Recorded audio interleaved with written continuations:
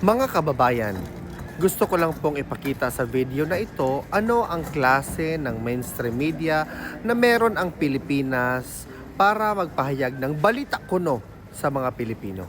Pakinggan po natin ito. Ipinababasura sa International Criminal Court Pretrial Chamber 1 ng dalawang Pilipinong abogado ng drug war victims ang hiling ng kampo ni dating Pangulong Rodrigo Duterte na suriin ang pagkakatalaga sa kanila. Giit ng dalawa sa isinumite nilang dokumento, walang conflict of interest kung maging legal counsel sila ng mga biktima. Wala nilang naipakitang maayos na dahilan ang depensa mula sa desisyon ng chamber para questionin ang mga abogado ng mga biktima. Nauna nang ibinasura ng chamber ang hiling ng depensa na tanggalin ang dalawang abogado dahil hindi nila naipakita ang conflict of interest.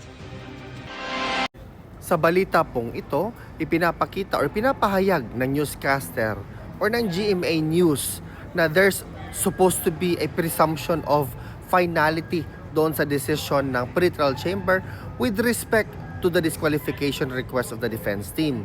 However po, there is a pending request before the appeals chamber to leave appeal doon sa decision na ibinigay sa pagpapadiskwalipika ng dalawang abogado na itinilaga ng ICC na maging parte ng common legal representatives for victims. What is striking here mga kababayan is that kung ang development ng kaso ni dating Pangulong Rodrigo Roa Duterte before the International Criminal Court seemed to be putting him in bad light, binabalita po ng mainstream media. However, if it favors the defense team of the former president, hindi po nila yan ibabalita.